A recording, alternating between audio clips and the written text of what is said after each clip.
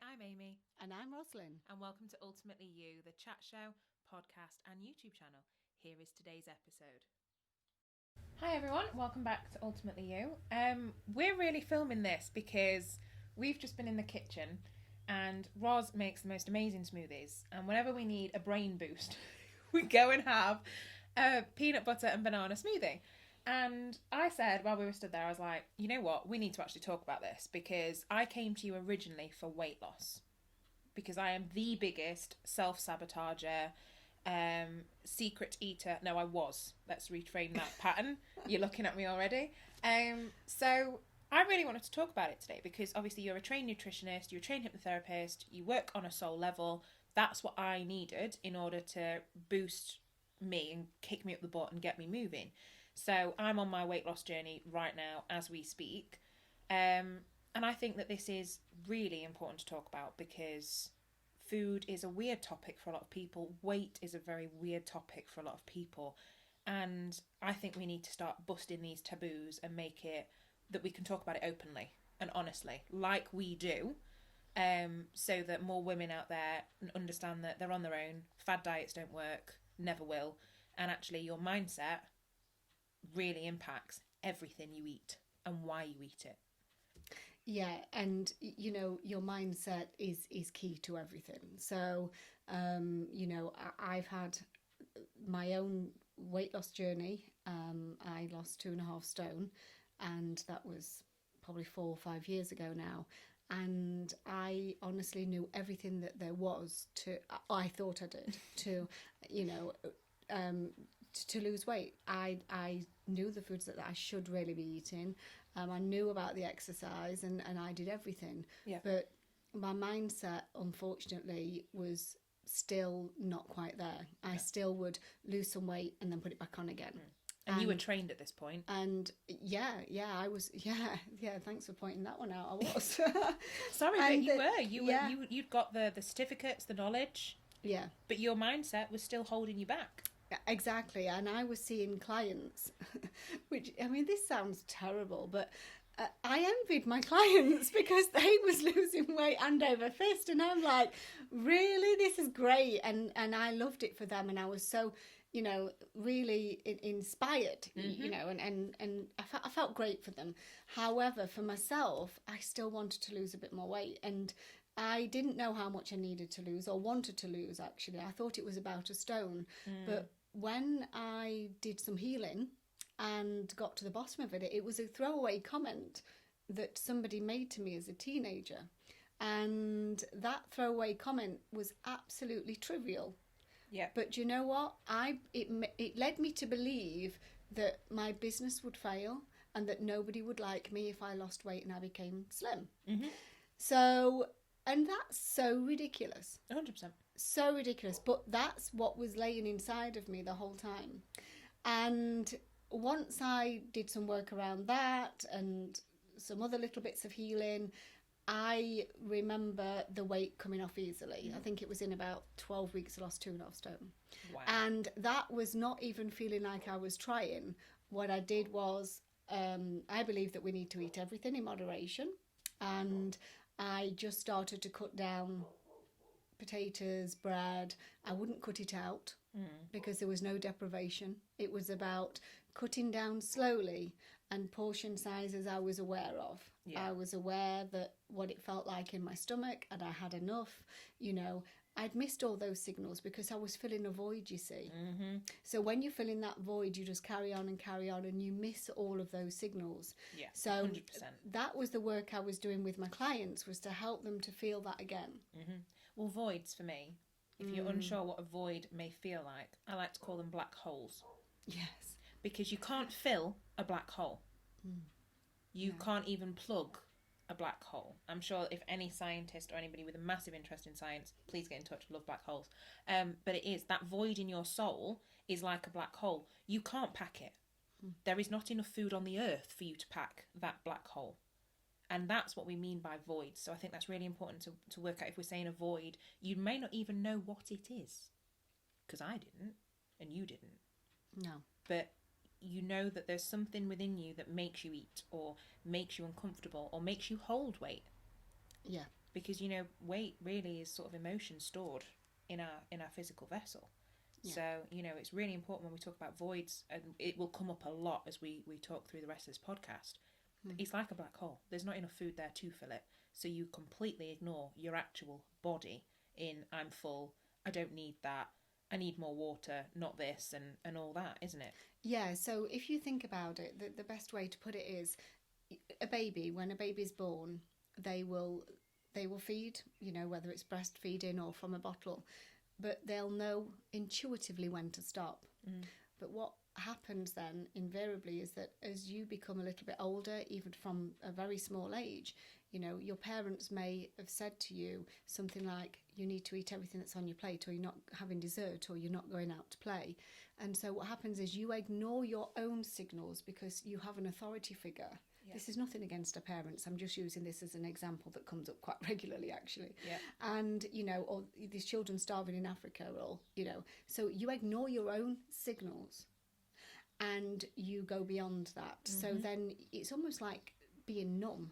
Yeah. To your body. So your then stomach starts to expand and your body then starts to need more.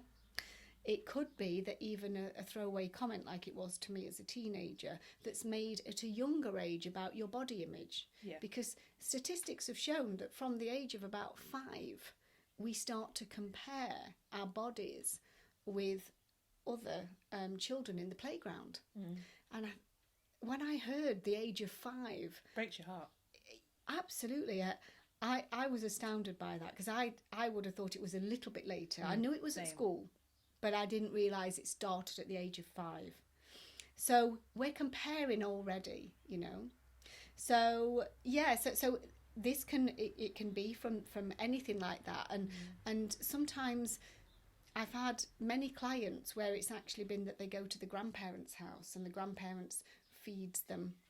You know, because mum and dad say they can't have or whatever, but they're at grandparents, so they're having that feast, if you like. Yeah. And then grandparents pass away and they're still feeling those feelings for grandparents, and so they associate the food with that. Now, on a conscious level, they're probably totally unaware of this. They might be able to say, yes, I can relate to it, I think. But on an unconscious level, it's all there.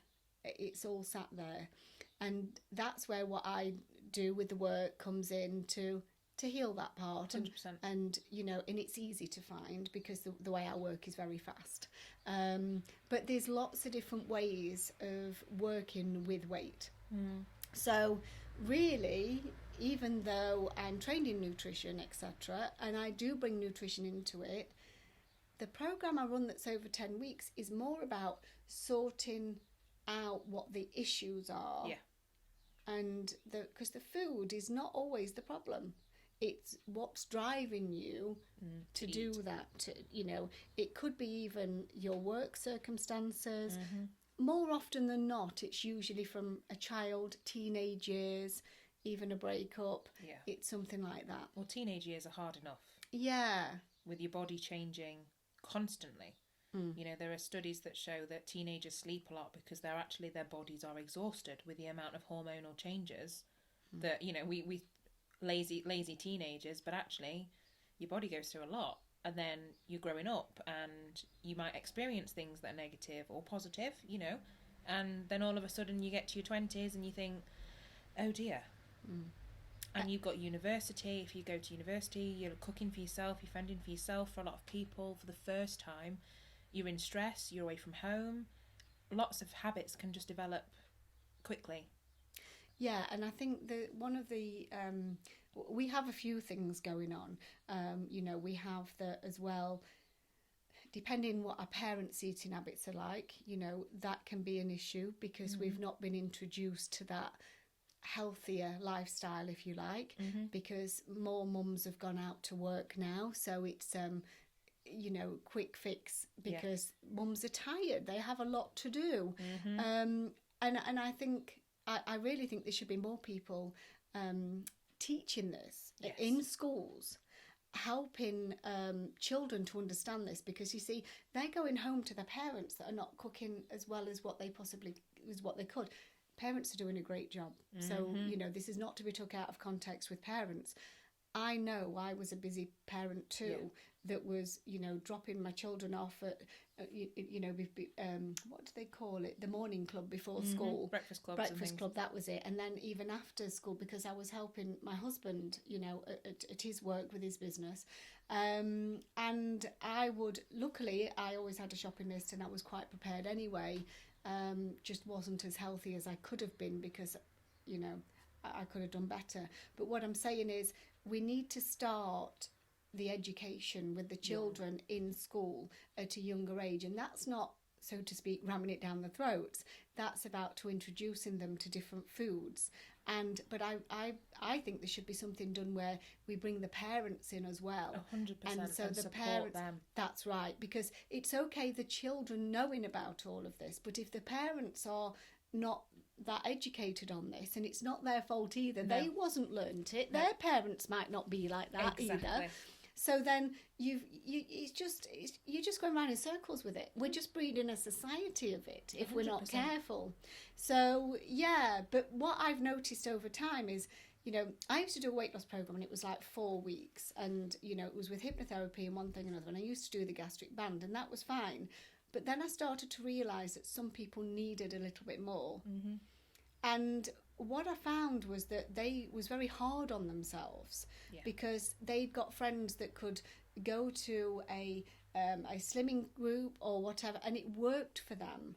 But it wasn't working for these particular people. I was one of those. And I explained that it didn't really work for me either because I needed a bit more work doing. So the first thing is to not be that hard on yourself, because the more that you are hard on yourself, the more guilt that you have.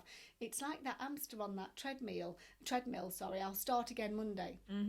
Because you've eaten something that you think is out of bounds, you've told it's a sin, it's a something else, it's a whatever, and you know that's not that that's wrong, but the thing is, you know, if we say that we can have everything in moderation, all of a sudden we haven't got that deprivation, have we? Or the need for rebellion. That's right. So that really helps, and these are the first angles that I sort of get at, is to take the pressure off, because people feel a failure. And most of my work has been business people, to be honest, and they say, how can I run my business? I'm an intelligent person, but I can't lose weight. And that was me, actually. That is me. And that's exactly how I came. And so, you know, I said, well, it's different because this is emotion. This is something else within you that we can heal and we can let go of. And once they understood that, well, the weight just dropped off and we healed it, and it was easy, and they got it. So yes, their friend might be doing something else or just took a diet plan out of a magazine and that worked, but they didn't have the other things that they needed to heal. We're so individual. So when it comes to quick fix diets, we don't have the willpower for more than a couple of weeks, 3 weeks max. So ultimately, I've done it and got the t-shirt, the sweatshirt, the everything for this, where I've been, right, I'm going to the supermarket, I'm buying all these, you know, fresh vegetables and fruit and whatever. Oh God, my kitchen looked amazing. You know, God, it's so satisfying, isn't it? Yeah, it is satisfying. And then, you know, that would last a couple of weeks. Tops. That's if I was lucky. And then the weight would start to creep back on again. And it wasn't enough for me because I saw foods as out of bounds. So the foods that I liked, if I was told I couldn't have them, I automatically wanted them. And that's normal behaviour. So I don't believe in that. And I don't believe in dieting per se. I believe in a healthy diet and a healthy lifestyle. But I don't believe in diets at all. The restriction's pointless. It is. And especially if I'm a sociable eater. Same. And I know that. So I've understood myself. So I keep things out of bounds also, so that I work cleverly with it. It depends on your personality as well as the person that you are. But the main thing I wanted to get across is that you've got to stop being so judgmental with yourself. Yeah. And so hard on yourself, because the more you're thinking, well, I'm clever and I can do all these other things. Why can't I do this? And I can't stick to this and feeling a failure, that makes you eat that next chocolate bar. Mm-hmm. That makes you eat more bread. All those go-tos, the sugary foods, the carbs, all that sort of thing. But then what happened was really, really bizarre, is that when I started working with past life, with other clients doing other stuff as well as weight loss, I then started having weight loss clients coming in and realising they brought it from a past life. Mm-hmm.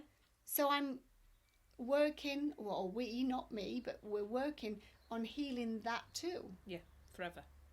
Yeah. And I've even had that with myself. Yeah.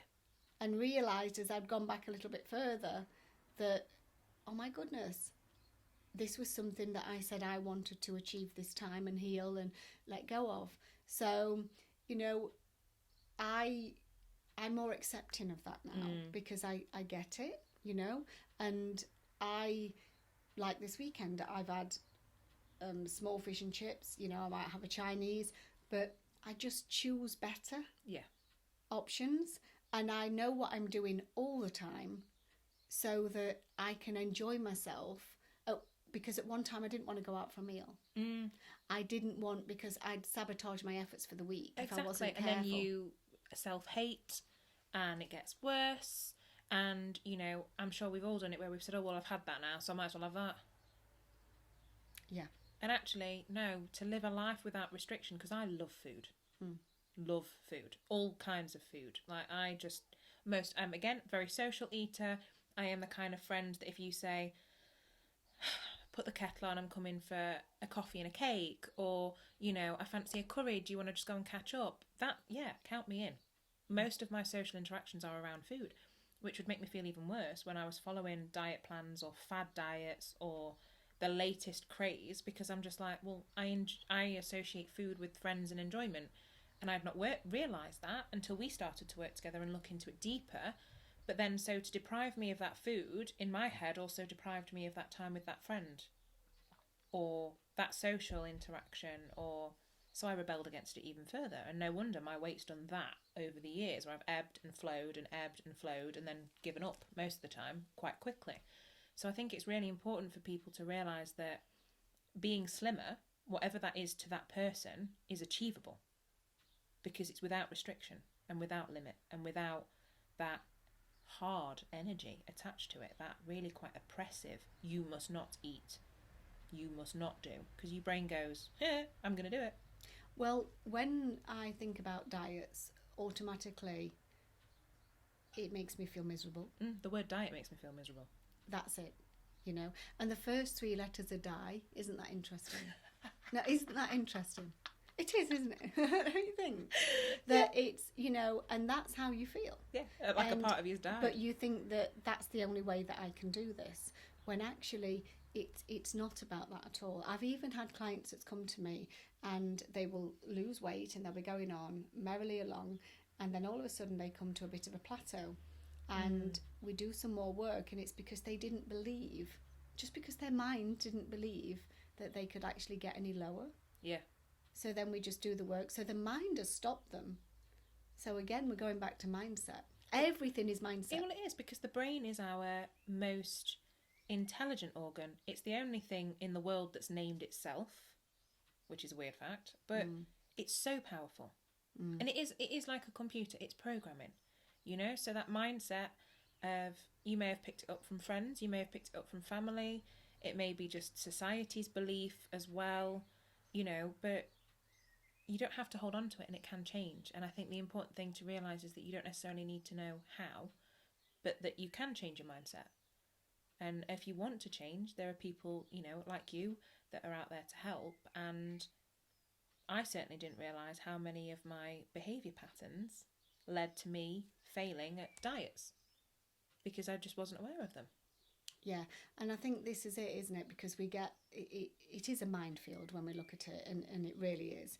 And, you know, I think the biggest thing, you know, if somebody's out there and they're feeling absolutely, beside themselves, because I know I've seen people and I've heard a lot about it, that especially with what's going on in the world right now, that so many people have piled weight on, because one of being at home, and probably, part of it may be that they've not been exercising them into the gym. Yeah. But the other thing is, obviously eating the wrong foods, but the fear. Yeah. And so they're feeding that emotion again, whatever that emotion may be.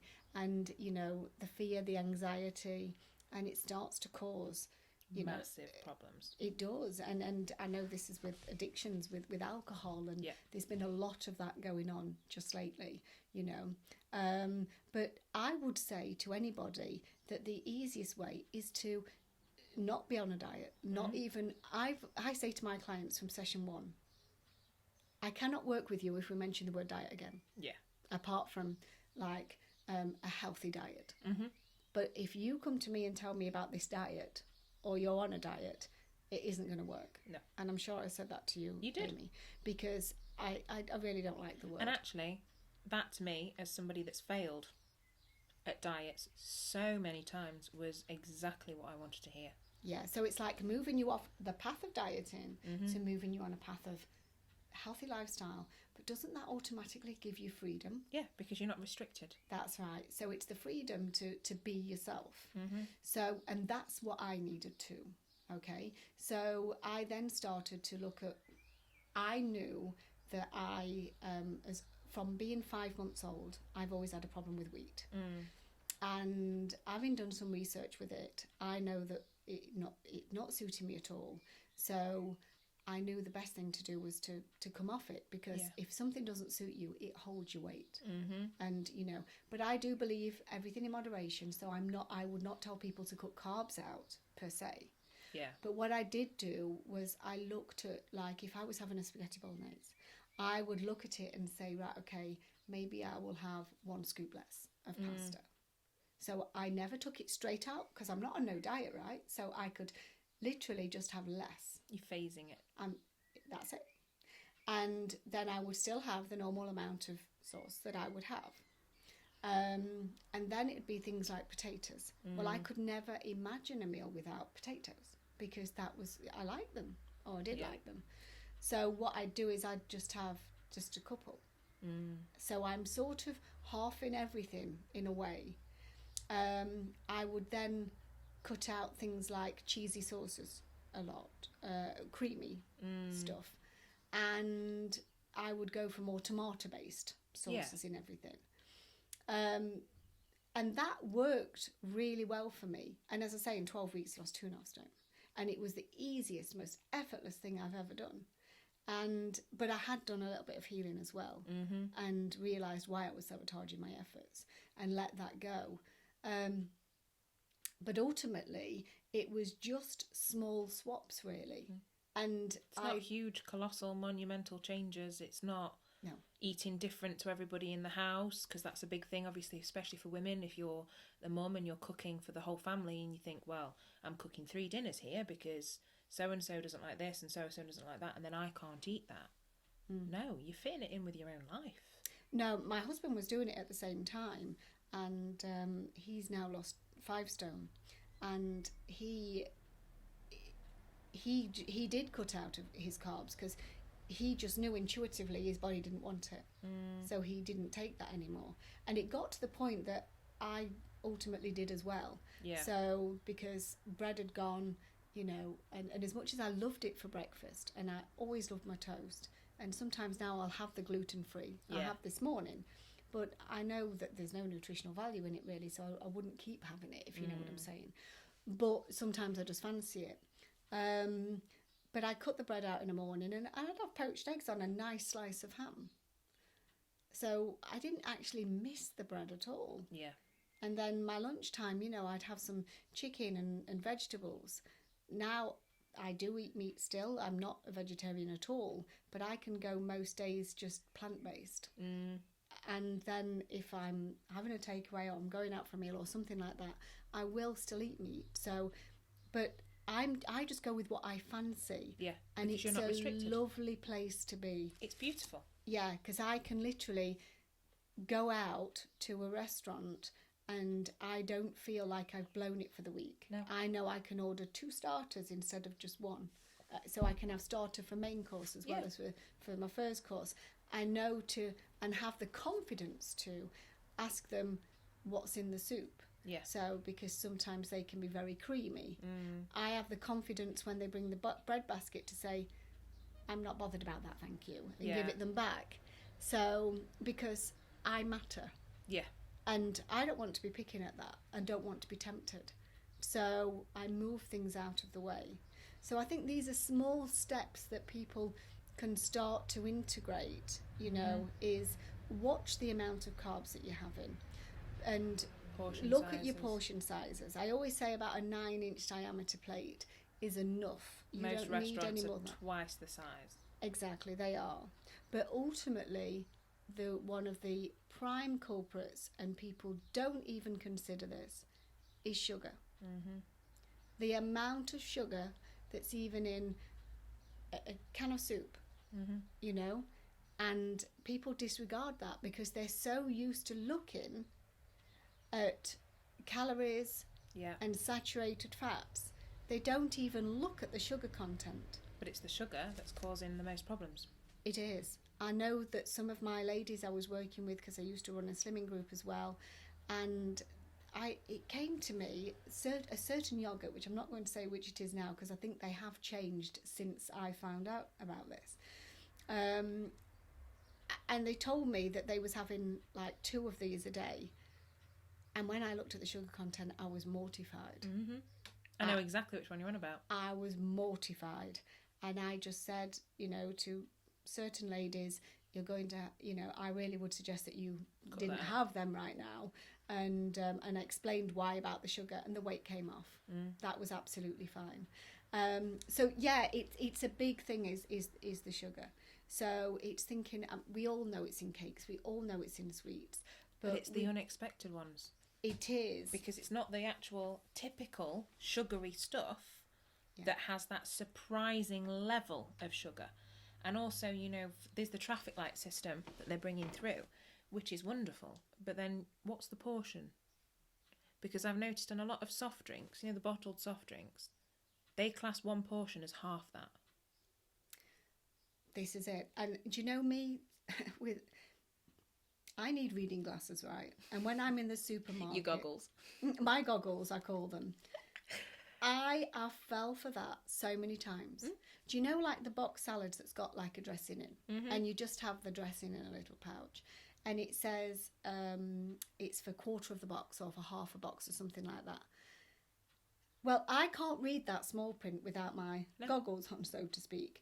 And so I have brought 1 or 2 items home in the past and thought, oh my goodness, had I have seen that, because that takes me well over the amount I should be having. So on an average, if you're looking at the amount of sugar in a can of soup, for example, you don't want any more than 5 grams of sugar per 100 grams of content. Now, say you've got a can of soup and it's 400 grams, for example, so you're going to have to quadruple that. Now, that all of a sudden adds up. If it's on 5 grams anyway, you've got 20 grams of sugar there, haven't you? Do you get what I'm saying? Yeah. That's when it becomes high. And who just has a 1/4 can of soup? You don't. You'd have the full can. Yeah. Mostly. 100%. So there you are, 20 grams of sugar straight away. Done. Yeah. And that's what I didn't realise, because I think my mum was watching something on the television about this traffic light system. And I said, yes, but the traffic light system's great, but as somebody that's always struggled with food, I would not read the small print, because I'd say, oh, well, all of those things are green, I can have that. When actually, it's like, with the soft drink, if you had a branded soft drink, you would think that a bottle would be 1 portion, right? No, wrong. So that red thing for the sugar, you actually need to double it. So automatically, you've had half a day's worth of sugar in that one beverage. Yeah. And that's mortifying to think that you're, as an intelligent person, I didn't see that. But why would you read the small print? You're trusting a system. One of the other real things, it was a bit of a bugbear with me, was when we go out to coffee shops. Do you know that some of what we would call just the average drinks can have up to 14 teaspoons of sugar in them? Honestly, I could have died. And then I've noticed that on the cakes it says the calories, but it doesn't tell you the sugar content. No. So when it's like that for me, I wouldn't have a drinking chocolate and a cake. I would probably have maybe a coffee, and you have that cake, but use that as my lunch. Yeah. So that it's like a meal. So it's a meal, not that you're having a meal and your cake, you know. So it's just being clever with it and working with it. But when I was training with the nutrition, you know, and we was looking at like what manufacturers actually do, we are absolutely being, I think the term is hoodwinked, on believing that these so healthy foods are absolutely not. Some of them that even show fruit on the packaging has never had any fruit in it ever.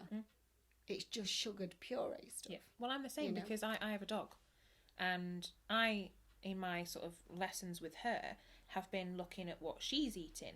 And I actually stood in the supermarket and I said, I'm reading the whole ingredients list of dog food, but I'm not doing that for myself.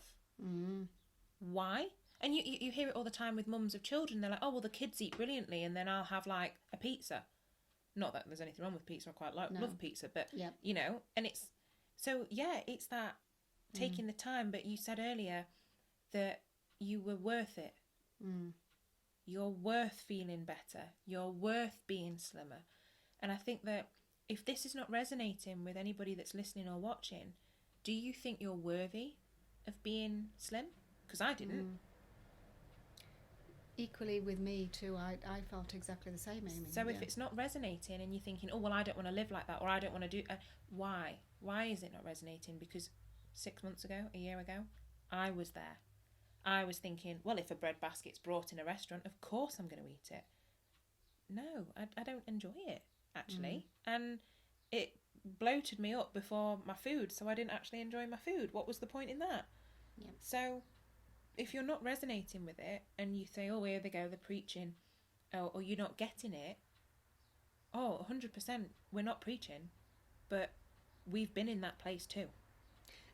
To be honest, it took up so much of my headspace.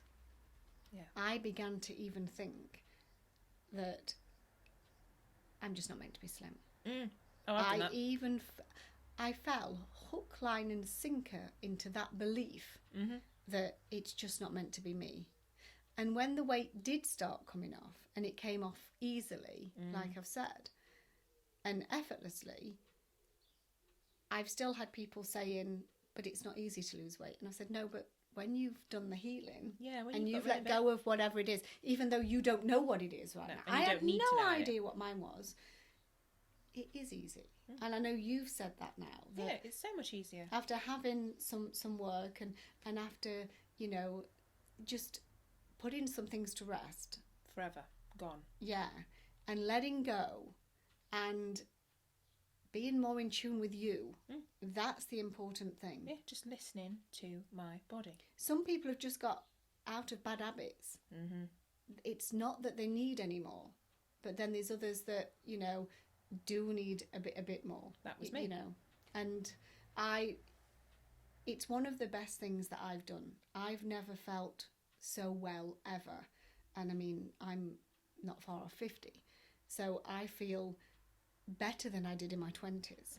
You know, I had ailments and things wrong, but I don't now. And I love my smoothies and I love like my green juices, and it's not for everybody, but I don't preach the food onto people. No, you've got to listen to your body. I just give the advice on that. Yeah. It's the healing side of things, you know. But for somebody that wants to make that difference, they really need to start looking at that sugar content that they have, you know. So we've talked about some, you know, particular coffees that we can have particular drinks that we can have. You know, we know about the cakes and the biscuits, you know. But they're the obvious ones. We also, what I fell into was the trap of buying things that only 99 calories. Mm-hmm. All right? Or, you know, low fat.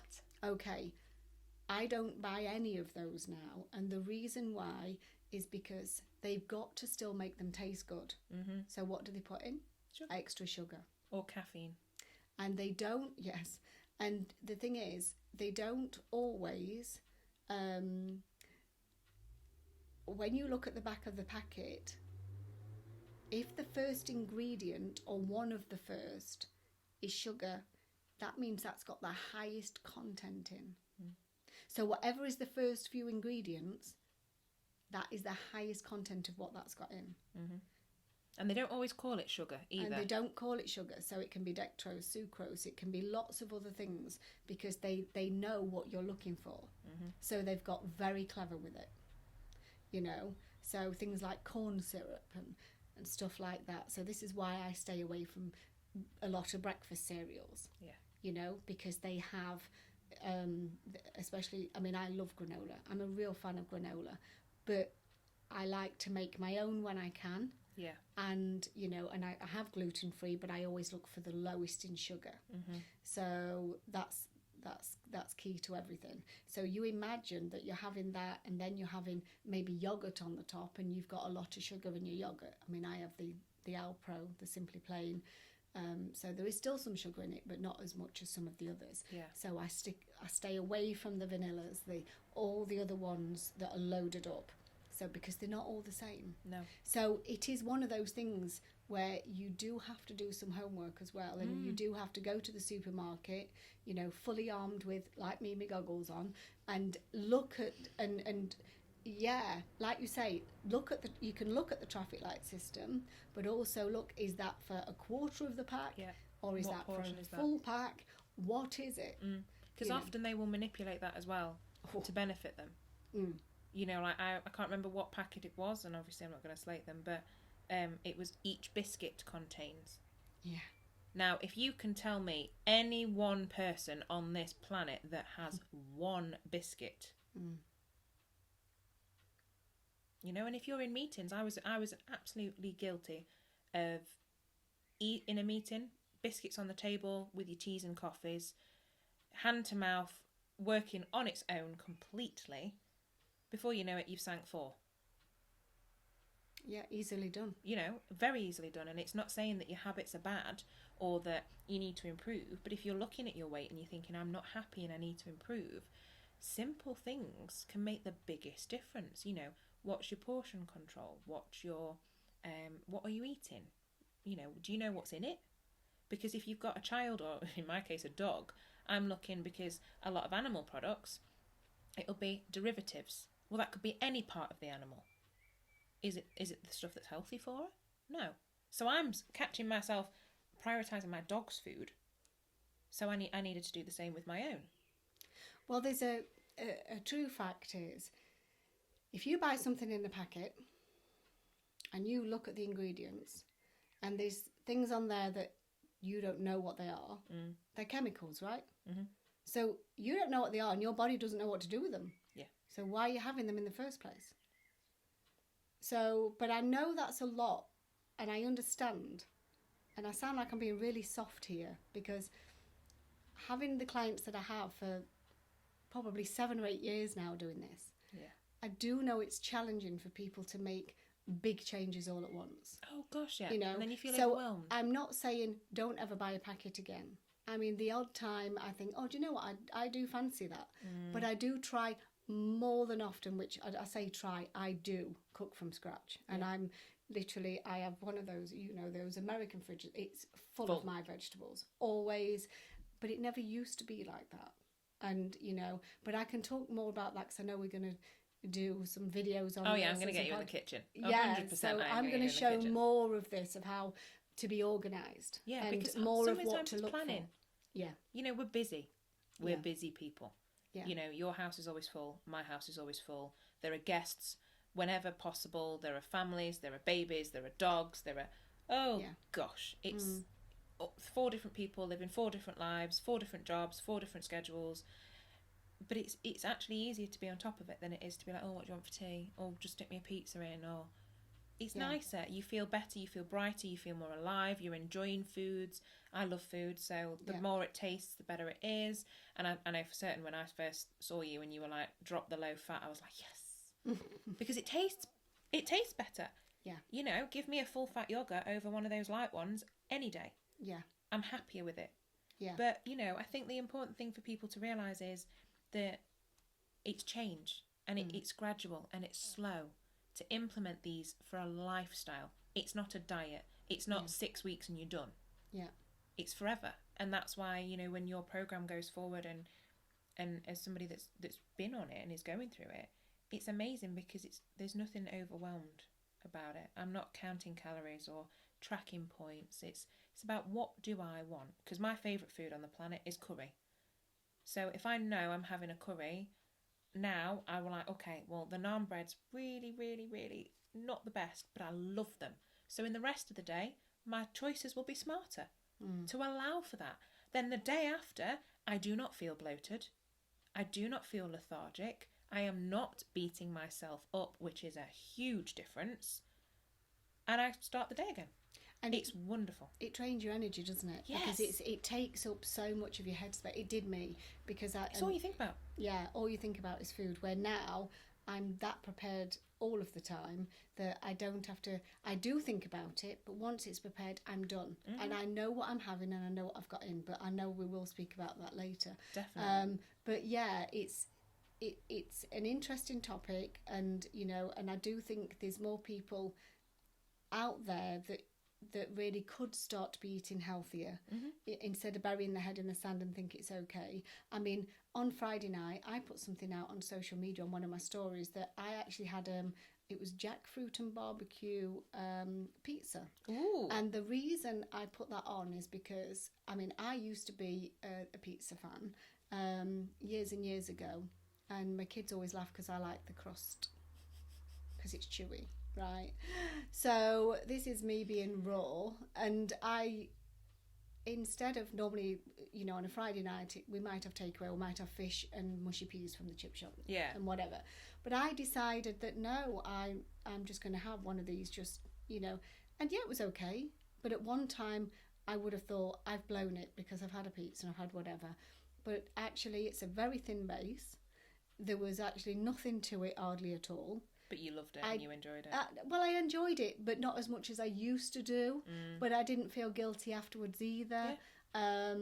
My taste buds have changed that much that I didn't enjoy it as much as I would have done before.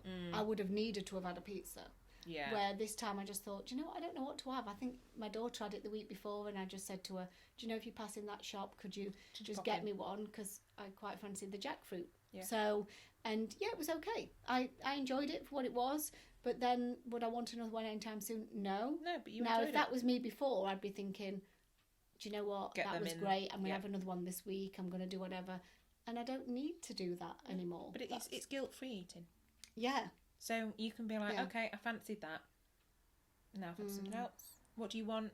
Yeah. You know, and I think that's the important thing. I think when you're on that diet treadmill, you get so used to feeling guilty and planning, you become obsessed with it. Obsessed with your scales, obsessed with how you look, obsessed with talking about your diet, obsessed with food in general. It's exhausting and, quite frankly, boring.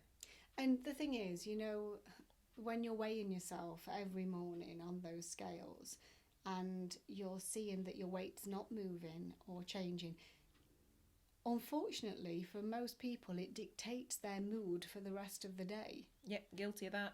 And, you know, and we've talked so much in the other podcasts about living for the moment, but it's very difficult and challenging to do that when you get up in the morning, you weigh yourself and think, oh, blimey, you know, I haven't moved, or I've put a pound on and I've done X, Y and Z. Yeah. Now, I'm not saying don't weigh yourself, but what I'm saying is it can't dictate your mood, you know. Or your worth. But I do think, on a whole, whether people really want to hear this or not, I think we have to be careful because our society is getting bigger. Mm-hmm. And I do think that we have to think about our children, our grandchildren, and we have to think about the health implications. You know, and I'm not preaching this as, you know, I'm just saying it's worrying. Yeah, it is. It's worrying. We, you know, and even when we go into hospitals and you can sit in A&E and they just supply us with sugar. The vending machines. The vending machines have got sugary drinks in them, sugary snacks in them. I've never seen a bowl of fruit in there. I don't know if you have. It doesn't have to be in a bowl, I'm just saying that, you know, but they're not stacked with bananas and stuff, are they? Yeah. So it's about, you know, so even our healthcare system doesn't supply promote sugar. Yeah. They don't supply the, you know, what I call the healthier options. What is the healthy options, not just what I call them. So yeah, I think people have got to start looking now at what is going on and realising that there's only themselves that can make that change, and this is why it changed from the 4-week programme to the 10-week programme, because I wanted to give people more. Yeah, I knew that there was some people just needed, in fact most needed more to work with, more to change, and a bit more of my support to keep them on that track and to keep on going. And that's been brilliant. Yeah, because it's a mindset thing. And it is. It's all mindset. So I could tell you whatever you needed to eat and do whatever, but if you haven't got the willpower beyond a couple of weeks, which none of us do, it's fact, then the thing is, not if you've got more to heal. That's what I'm saying. If it's more than a habit. Yeah. It's not going to work. No, it's not going to work. It's okay to admit that you may need more. I did. I know 100%. I had no idea why or what it was, and to be honest, I don't remember it now in most of the sessions that we've done, really. No. Because you don't need to.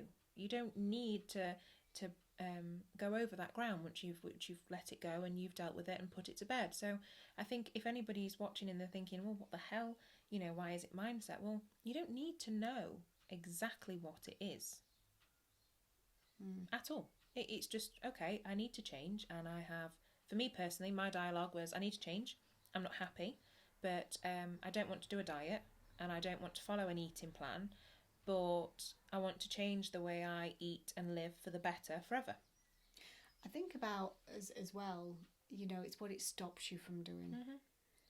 I mean, I wasn't as lively and as energetic.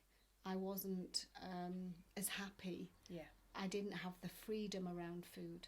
So, you know, to think where I was then, like we've already covered, you know, of going out for a meal and doing all of those things, I completely enjoy that now. The restrictions that I had upon myself, I was miserable. Yeah, 100%. Miserable. And it goes across into all aspects of your life as well. Yeah. Because how you feel within yourself impacts all of your relationships, whether platonic or romantic, all of your jobs, you know, how you go about your day. It's huge. And it's thinking about what example are you showing to your children? What example are you showing to your children and grandchildren? And, you know, that to me is really important. Well, it is, because, you know, we live in a society where we need to take more responsibility. We do. And actually, you know, for me, I wanted to lose weight because of my dog, really, because I've got this massive dog that loves to run around and go for walks for hours, and I was not able to keep up with her. And I know I've had friends in the past that have had kids and gone, oh my goodness, I can't keep up with my child. Not for any other reason than because I'm overweight, and they've broken their hearts for that. But they've changed it and they've solved it, and they're better now than ever. But I think that we have to take responsibility, really. And yeah, you're not going to get like you overnight where everything's planned and everything's perfect, because you didn't get there overnight. No, definitely not. So anybody that thinks, oh my God, that's totally unrealistic, I'm never going to get there, you probably will eventually. But it's not an overnight thing that one day you wake up and your fridge is restocked and you're making everything from scratch. It's a gradual process, and you have to be kind to yourself during that process too. But it's a I want to say a beautiful process, because it is all of a sudden, when you have restrictions taken away from you, like no dieting, and you have a different mindset, you enjoy it. 100%. And the process becomes easy, enjoyable. And I've not had really any of my clients that's wanted to rush it more than it is. No. Because actually you haven't got that same pushing energy in it anymore, but you've got the energy of accepting it's coming off and it's working with it and staying off, and that's very different to 100%. this quick fix diet and I need to get this stone off right now. You know, I have had clients that have lost £9 in the first week or done whatever, you know, and it does steady up, and the average is about £2 a week, because that's right, that's where we should be. You know, and then the food is incorporated in that of what they can have. But yeah, it's just a great journey, and it's beautiful. And I think the hard thing is when people just feel such a failure. I just want them to know that they're not. Oh, absolutely not. The system's failed them, not the other way around. Yeah, and the thing is, when you say the system, you know, even within the NHS, you know, they can only give you so much to do, and the guidelines of nutrition, but it's actually sometimes that, I mean, the reason that we do all of this is going back to the soul. 100%. So it's what, you know, you might be that person that needs more, and in a completely different way. 100%. You know, so yeah, so take the biggest thing is taking the pressure off yourself. Yeah. You know, you are human. But I urge anybody that is feeling unmotivated, feeling absolutely fed up with their weight, feeling restricted in any way, feeling held back, feeling you know, drained with all of this, you know, I urge you to just really think about, what is it stopping you from doing, and who do you really want to become? Yeah. Because that's important. I mean, I run around now, you know, I have a grandchild that's 3.5, and he's like a little rocket, you know. He's and off. It was only when I was running with him a couple of weeks ago that I'm loving running and playing with him, and I thought, oh my God, I'm fit enough to be able to run. We was just running through the fields, and I thought, wow, this is freedom at its best. And actually, I loved doing it at the time, but it's only now speaking about it, I think, yeah, that was good. Yeah, and would you have been able to do that at the weight that you were? I possibly would, but not as well as what I did. So keeping up with him wouldn't probably been as enjoyable either. I don't know. Definitely, I would have felt it. Yeah, I would have felt it, because I've always been reasonably okay fitness-wise, not overly, you know, not greatly fit, but okay. But I think now, yes, far better. And of course, I'm not carrying that weight around. I mean, I was at the gym, and my trainer at the time, I'd lost the 2.5 stone, and he put a weight vest on me of 1 stone. Heavy, innit?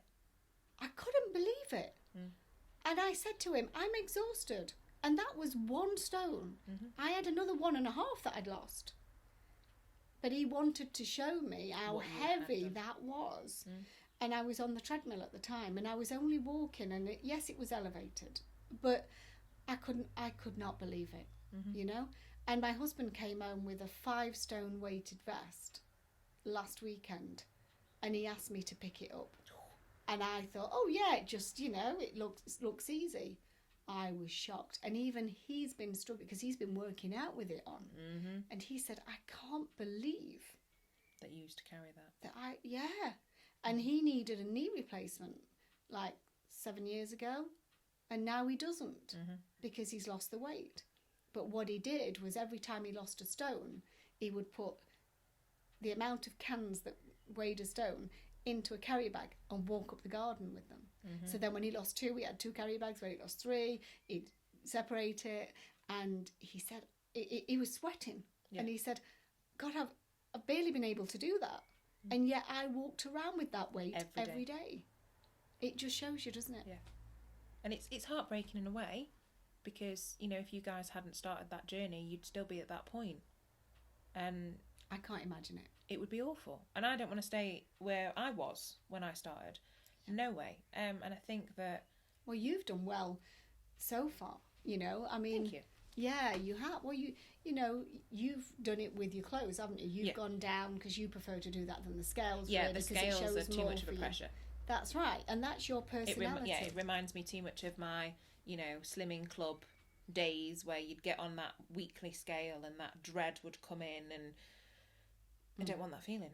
Yeah. So I've gone with clothes because I've yo-yo weighted all of my life. I have clothes from heavier and lighter. So for me, it's more about eliminating the heavier clothes. As soon as I'm slim enough to not wear that, they're in the bin because I'm never going back there. But I can't really do scales because that puts a pressure on me, and I don't want that. I'm in a new place and I'm in a new journey, and I might weigh myself occasionally, but it's not a weekly thing, not even a monthly thing, to be quite honest. So for me, it's about clothes and how do I feel, and actually accepting the compliments as well. If people say, "Oh, you look like you've lost weight," and I actually, instead of going, "Oh no," I think, "Thank you." Yeah. Because I don't know how much weight I have lost. But I know that I look better and I feel better and I'm happier. So that's where I'm going. And I think that, whatever journey any individual person's on, I think it's important that you stay true to yourself. Because I've got a friend that is also on a weight loss journey, and to her, the scale's really important. So, she's talking about the actual number of pounds she's lost, and I'm really excited and happy for her, and so is she, because she doesn't have that negative connotation with the scales. Whereas I talk about a dress that I'm in, or a pair of jeans that do up again, and she's over the moon for me because she's not using clothes like I am. So I think it's important that you remember your own journey with it as well. Yeah. And actually, I think that leaves us in a great place to talk about next time, because I'm going to get you in the kitchen. I look forward to that. I can't wait. I'm so excited. But because I think that, for us, obviously I came as a client in that respect with the weight loss. We'd done other healing and I said, no, I need the weight now. The weight's got to go. But I think it's so important to realise there was nothing wrong with me, and there was nothing wrong with you or your husband, Richard. Oh. But you decided that you had had enough of carrying that weight. And I think if anybody's watching or listening that feels the same, absolutely get in touch if you want any help or advice or somewhere to go to. Because, I have a brother that when he decides he's put on weight, he just exercises a bit more and he can lose it. Because to him, he doesn't have that emotional attachment. I did. So I needed more. And I think if we can take off the taboo of accepting that we sometimes need more help as well to lose weight than just a diet plan or a smoothie or whatever, then we're your girls, because we've been there and done it and bought the t-shirt, the jeans, the sweatshirt, the matching socks, the matching headbands and everything. So thank you so much to everybody for listening and watching, and stay tuned, because next week I'm going to get you in the kitchen. I look forward to that. Thank you. Thank you so much, guys.